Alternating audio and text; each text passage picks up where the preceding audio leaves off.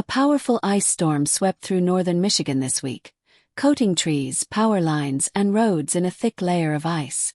While utility companies have been racing to restore electricity, they're now shifting focus to another critical service: internet access. The storm hit late earlier today, knocking out power to thousands of residents and causing widespread communication outages.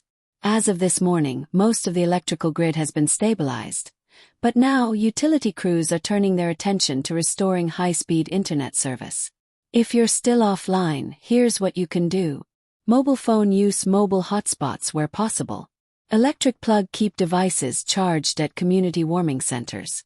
Telephone receiver: report downed lines or outages to your internet provider. Says button: use emergency services sparingly unless truly urgent.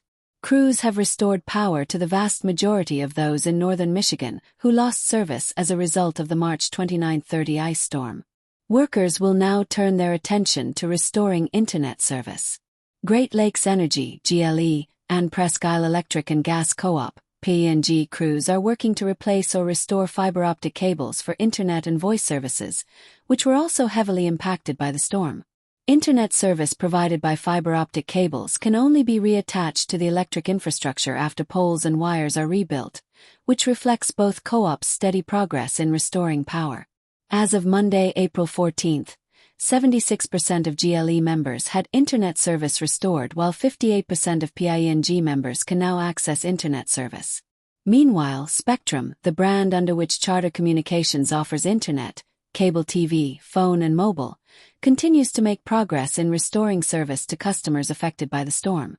Our service interruptions are largely aligned with power outages impacting the area, and teams are working diligently, alongside the power companies, to make the necessary repairs to our network wherever we have access to do so. To date, we have replaced or repaired more than 3,100 connections to individual customer homes, with work continuing steadily each day, as our teams gain access to safely enter new areas, company spokesman Mike Hogan said in a statement. Spectrum customers will receive automatic credits covering the days they didn't have service after power was restored. The credit will automatically appear on their next bill after service is restored. Additionally, more than 3,000 Spectrum Wi-Fi access points were opened in Michigan to help customers and communities stay connected. Customers can visit spectrum.net/isystem to locate the nearest Wi-Fi access point and to receive additional information and updates. Power restoration.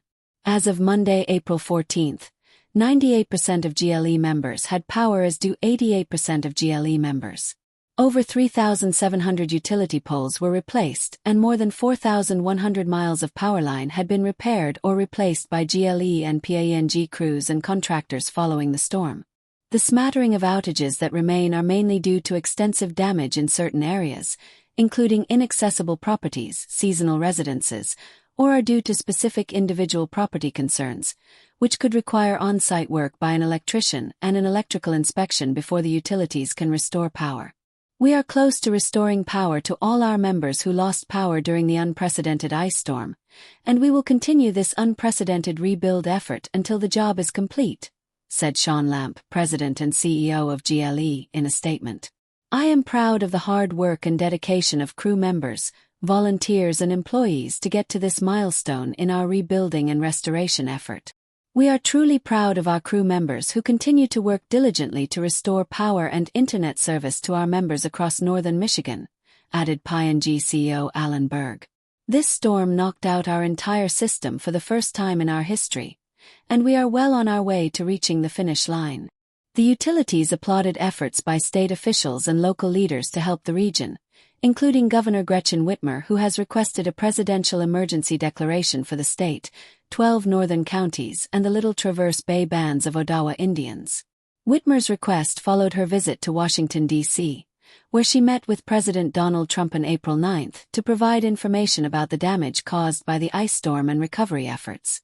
With Trump's approval, the declaration would authorize up to $5 million in immediate public assistance to support emergency efforts, including debris management needs. For the latest on internet and power restoration efforts, check your provider's outage map or visit your local emergency management site. We'll also keep you updated right here as the story develops.